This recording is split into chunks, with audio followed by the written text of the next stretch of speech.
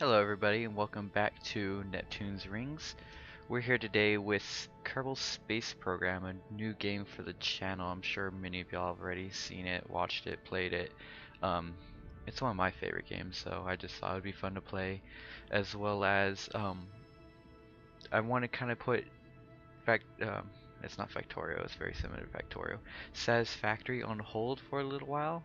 Not because I'm not enjoying it or anything, and I'm really sorry if you're enjoying the series. But I want to take time to restructure our factory, and I don't want to just publish a bunch of half-hour videos on that. I want to be able to do a live stream and have one video go out of that entire process, and maybe even get y'all's input on the process while we do it. I figured that would be fun, and I won't be able to get to that until I wanted to do it this weekend, but I'm gonna be out of town this weekend again, so probably next weekend. So in the meantime, we'll probably be playing Kerbal Space Program until I can get that underway, unless something else comes up and y'all really just want to see it done. I can do a couple of videos of me doing the layout, or I can, time lapse it or something. I can figure something out, but it'll be fine. But in the meantime, we're here with Kerbal Space Program. Like I said, it's one of my favorite games. As well as it just came out with a new update 1.7 Room to Maneuver, which adds a lot of fun features which I'm excited to get to play with today. Yeah, it adds a lot of new revamping of the maneuver nodes system, as well as actually adds a new mode to your altimeter where it's distance to above sea level as well as distance above ground level. So when you're coming down over mountains, it'll show you how far until you hit the mountains, how far until you hit the water. So that's going to be really helpful for re-entry. Without further ado, let's get started. We'll load up a brand new game and we'll see how far we can get today.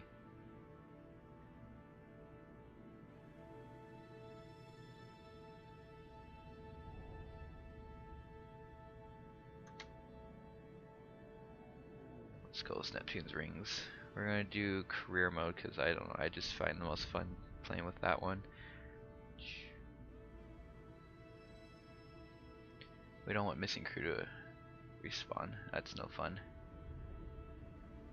I think that's the only one I ever really change. Kind of gives you reason to keep your... Ooh, that's loud.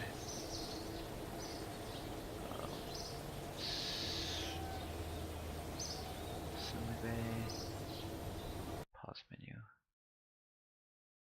Settings. You gotta turn down that.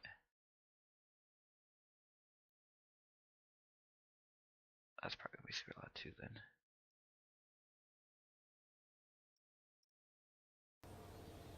Oh yeah, that's much better. And hopefully the sound is good on y'all's end. I might actually turn it down a little bit more, just for good measure. Yeah, that should be fine. Okay, so if any of y'all are new to Kerbal Space Program, it's basically just a aerospace industry simulator. So what you want to do is you can, well, it depends on what mode you're playing. There's career mode, sandbox mode, and science mode. Sandbox mode, you can just you have all the parts, you can build your rockets, and you just fly around, have fun. Science mode, you just want to collect as much science as possible. Career mode, you have to deal with funds and science, and you have to research new parts here in the tech tree. And all you start out with are these parts. Not much, but it's a starting point.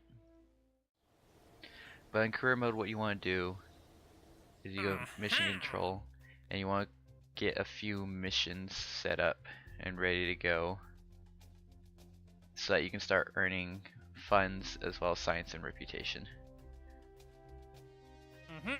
So we're going to go ahead and get the launch a vessel and gather scientific data from Kerbin. We'll be able to do those both in our first mission, our first launch. So for this episode, I think I'm going to just start with, I'm going to take y'all through the whole steps of building your rocket and everything that comes along with it, and launching. But in the future episodes, I might do some editing, cut out the boring parts of me building a rocket, and just get right to flying or explaining what the mission is to do.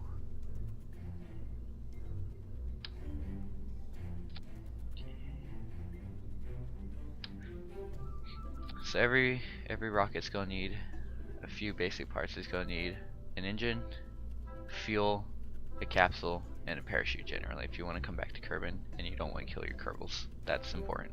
That's kind of sad. This right here is our solid rocket engine, the solid fuel booster. So basically it is the engine and the fuel all in one component. So that's all taken care of. These are not throttleable and you cannot turn them on and off, so it's one time and go. And for this first mission we're actually not going to fly anywhere. We're just going to get science and complete our missions. So to do that, the little trick is to just turn off, or you can limit how much fuel you have and how much thrust there is beforehand. You cannot do this during flight, so just something to keep in mind. But there, that way it won't actually go anywhere. We don't have to worry about recovering the vessel or something going catastrophically wrong. We're gonna name this one Science. Yep. And we're gonna go and launch it. There we are. Okay, here's our little launch pad. You can see it's not great and spectacular, but it's our launch pad and it's ours and it will do the job. And in the future you can upgrade all these buildings. The launch pad, there's a runway over there. I think that was the mission no, that's the spaceplane hangar. Our VAB, vehicle assembly building, our radar station, tracking station, all that you can upgrade it. Oops, nope, don't abort. Okay, so we're gonna start out by just going in here and we're gonna get a crew report. And yeah. And then we're gonna get observe mystery goo. As you can see, this is giving us 3 science for observing at the launch pad. And let's see if we can do an EVA. I'm going to do an EVA report, and this will give us 2.4 science. We're going to take all that. Going to board. I almost hit spacebar, which will let go. That would have been bad. Okay, and now we're going to go ahead and launch this vessel, quote unquote. Not going to go anywhere, but we launched it.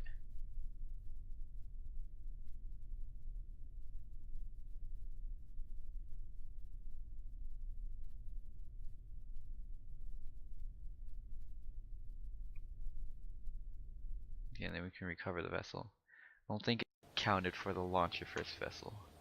Which is weird. It used to do that, but I've not played in a little while.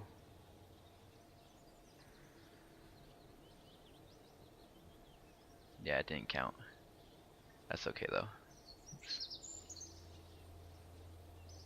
We'll just have to launch another one, won't we? But using that, usually I like to get a little bit more science so I can get both of these unlocked, but that's fine.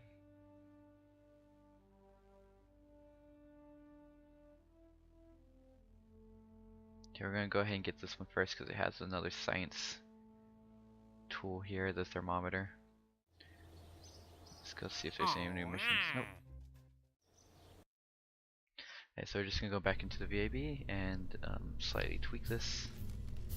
Actually, I needed that still. Okay, it's gonna be full of fuel this time. This actually I'll put this on Symmetry Mode so it makes 2 of them. Put that there.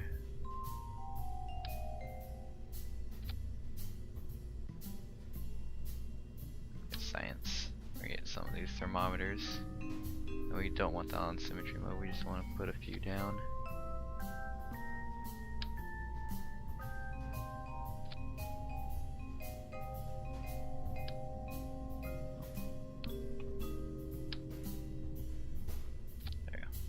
That should be plenty. So I kind of skipped over this. You have a Symmetry Mode button right here. Click it a few times. It'll tell you how many parts it'll put, and it'll do. I think that's 8 parts. So do 8 parts around your rocket symmetrically, which is super convenient sometimes. And this is your angle snap. This is radially snap, so you can just put it anywhere. And it has angle snap, so you can see it jumps to certain positions on the rocket body. Then you have these little categories over here. You have your command pods, which will eventually include more pods. It'll include probes as well. These are your fuel tanks for when we get liquid fuel rockets. This is our engines. They're engines. So you got your solid boosters here, as well as any engines that get liquid fuel. They'll be in here. Command and control. This is where you're gonna have all your reaction wheels or control surfaces.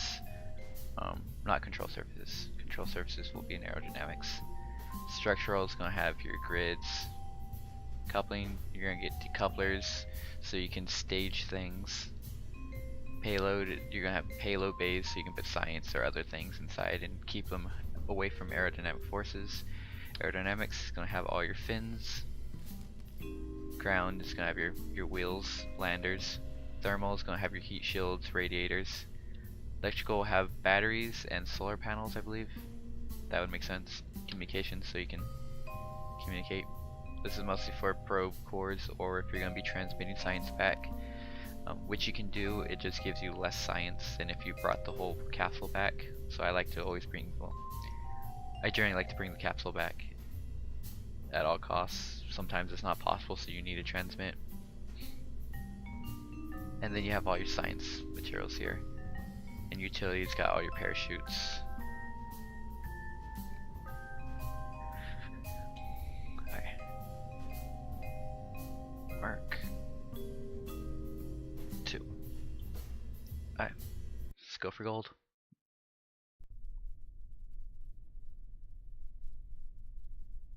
Okay. If you hit T, you'll turn on your SAS, which is your stability control. I forget what it stands for. And this is stability control is a skill of a pilot. They can keep your craft locked to the position on the, I forget what this is called, your world view thing. I'm blanking on it so bad right now. I'm so sorry.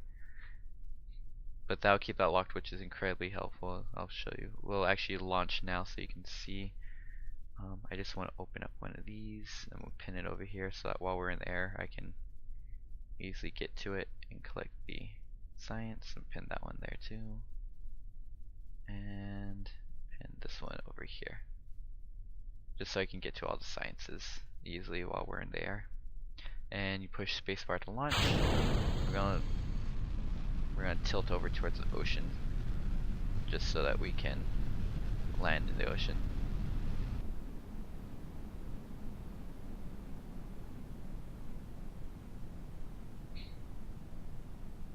As you can see, if you transmit the science, you get 2.9 instead of the 7, which is why I typically like to just bring it back. But like I said, it's not always possible.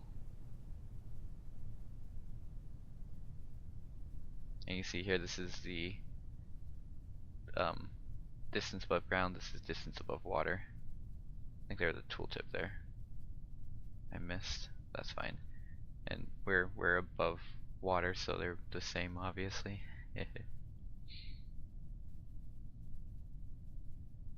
Another new feature, if you haven't played Kerbals in a long time like me, they added your delta V for each stage right over here in the staging menu. That was done a while back. I don't remember which update it was, but that's been here for a little bit. But it's super convenient, something that was not always there. Oh, that's loud still. I'm gonna turn off SAS so that it can fall correctly, maybe.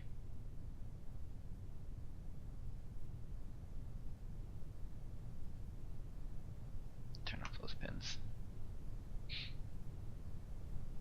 As well as you have detailed stage information.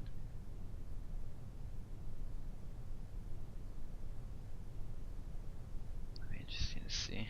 I don't know where that pops up normally.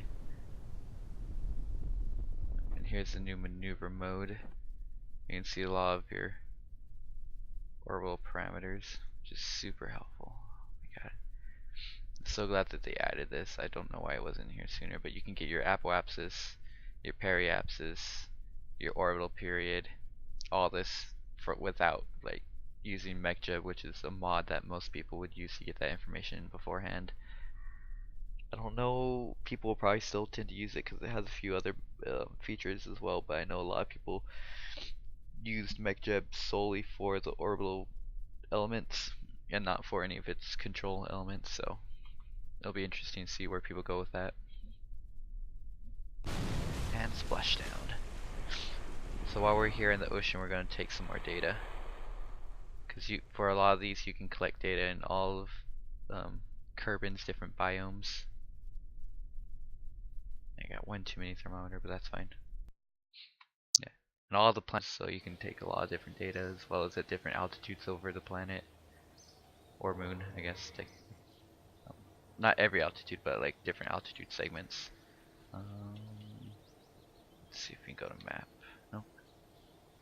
Tracking station actually.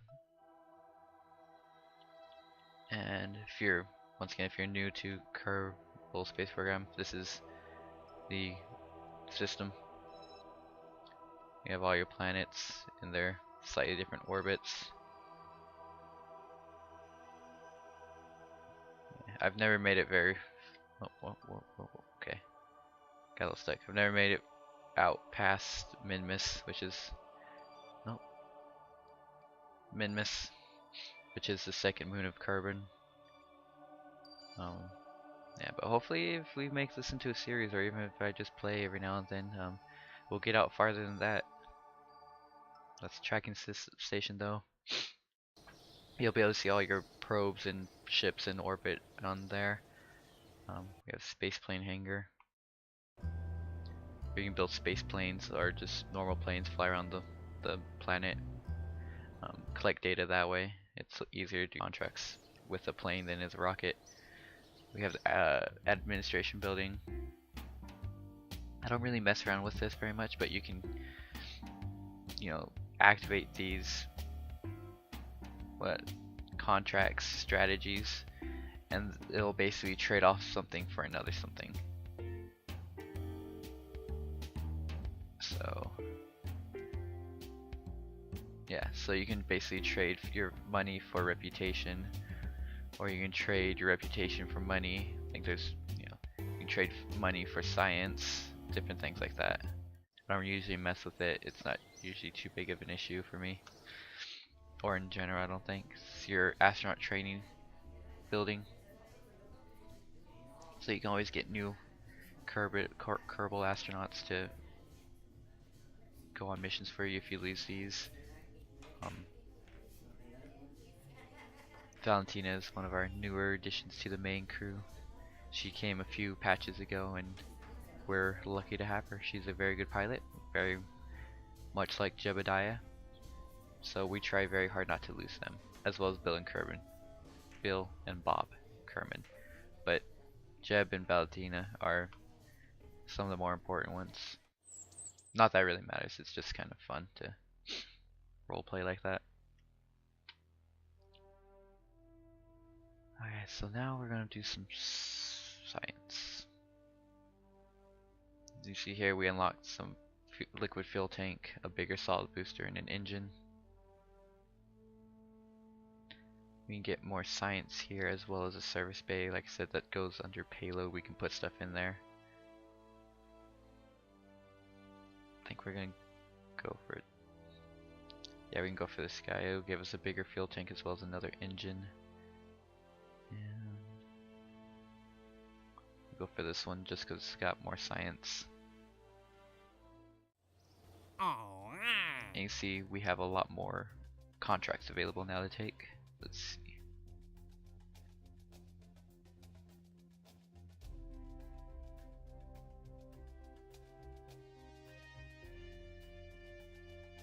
These are easy ones to just test something at the launch site. You basically just put on a craft, hit test, and your mission's complete. But that's not very fun to watch, so we're gonna get it, but we're not gonna just launch a ship for that. We're gonna try to escape the atmosphere in this launch. So we're gonna once again start off with our pod. and a parachute, because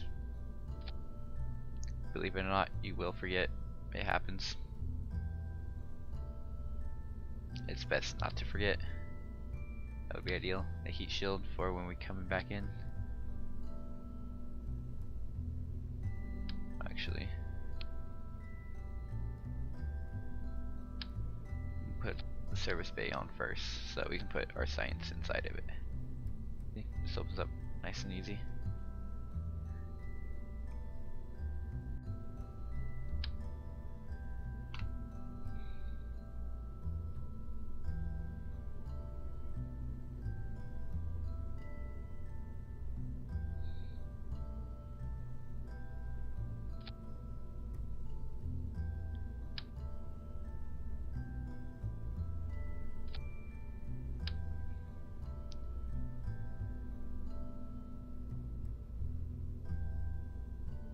There.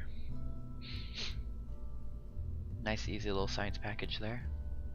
Got our heat shield underneath, just so that this won't burn up during re-entry. That's always super sad. You work so hard, get it all done, and you know everything should be fine, and you explode. Need a decoupler.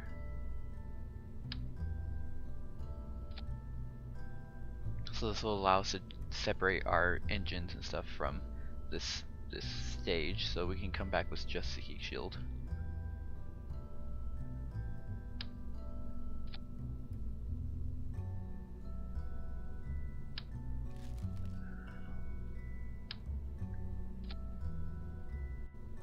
You changed.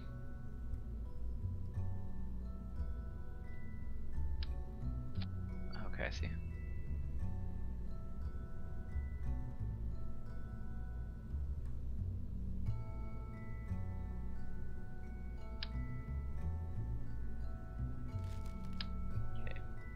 And the main difference between these two engines is this one, the swivel, it can do thrust vectoring so that the angle of the nozzle can change, so it can push your rocket in different directions. It gives you a little bit more control.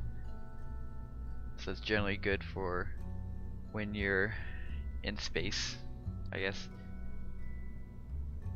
Or when you're going, when you're flying up, it'll help you stay stable. It can change. Or if you're in space, if you don't have RCS, which is reaction control systems, it's cold gas thrusters, which will push you in different directions to help you. Or you don't have reaction wheels strong enough, that will help. It only works when you're thrusting, obviously. It has slightly less thrust than the Reliant engine, but the Reliant engine doesn't have thrust vectoring, so there's trade-offs you gotta go through.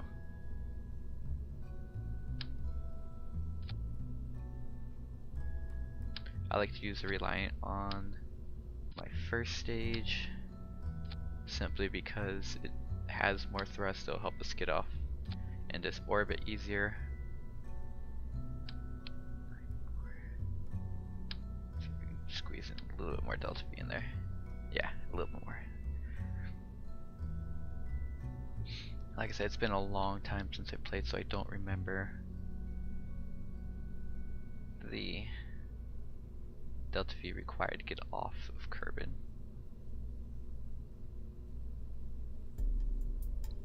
But we'll see if this works. Be a good test run. Let's put on some fins just to be safe.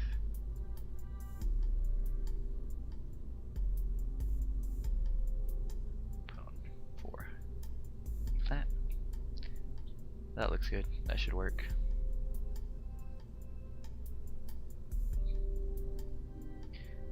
Space or west. I'm not sure if it still has it, but on the title intro screen when you're loading up the game, sometimes they'll have a ship crashed into the moon or the mun, and on the side it'll have written on it space or bus, so a little tribute to that game. It only starts on 1 in so many startups of the game. And I'm gonna open this real quick. This is kind of difficult to. We're gonna pin a few of these.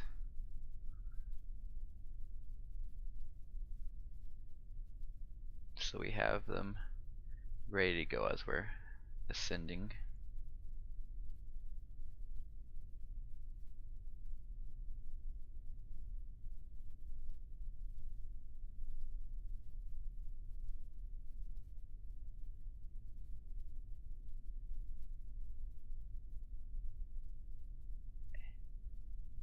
There we go. It's kind of hard to get them all. Let's make sure that's closed up.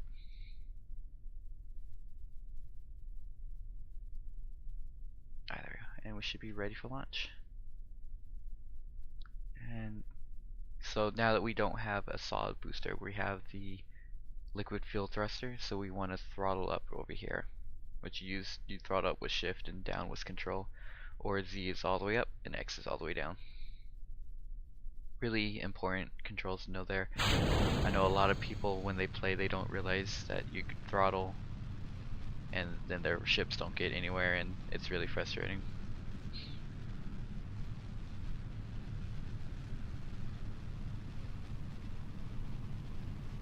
And here we go, time for the trip up.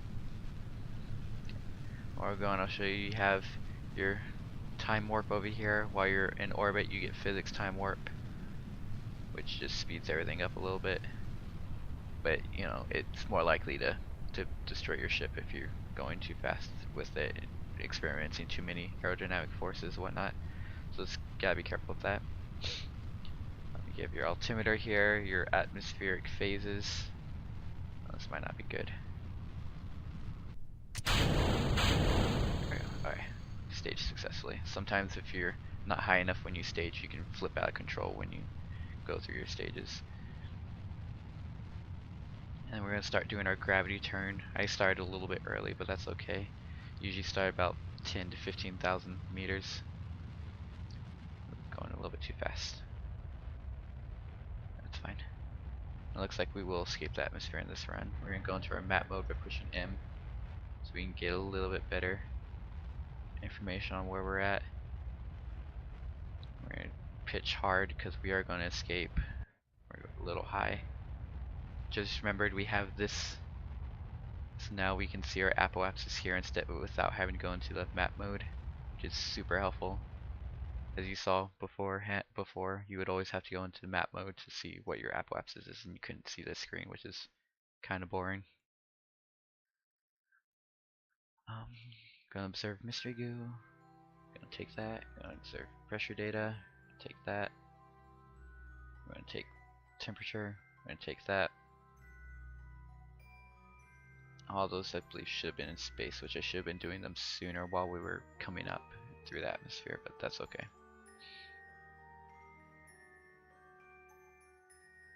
You see, we're now in space. I think space in Kerbal Space Program is 75 kilometers, 75,000 kilometers. So these can all unpin now. We use those. Now we're in space. I would get out and fly around, but UVA is one of those things you have to unlock by upgrading your launch complex. So we cannot currently be able to get out, but that's fine. Just gonna enjoy the view up here. It's so beautiful.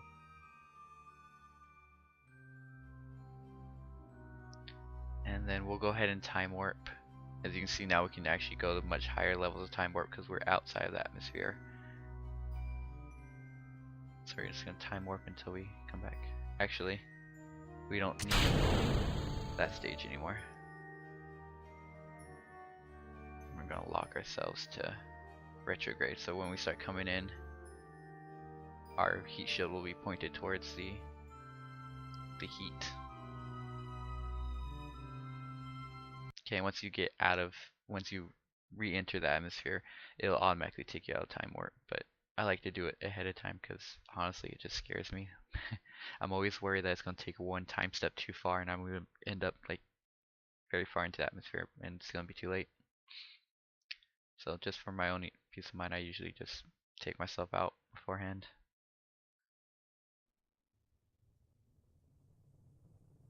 I'm coming in very hot, as you can see. I'm gonna take data.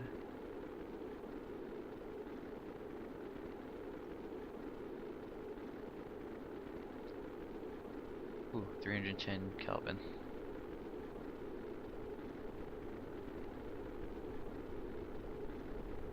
That doesn't seem too hot. I could be wrong.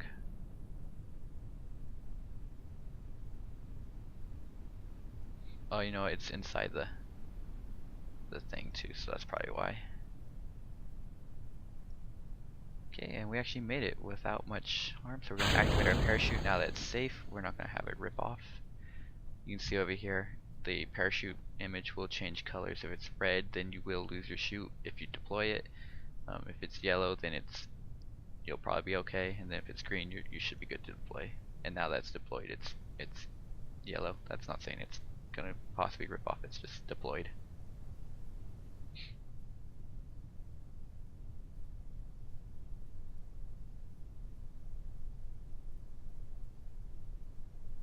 Coming down the splashdown,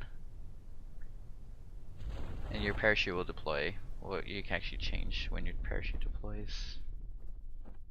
Here, generally, it's set to these metrics by default, and honestly, that's pretty safe to just leave them there.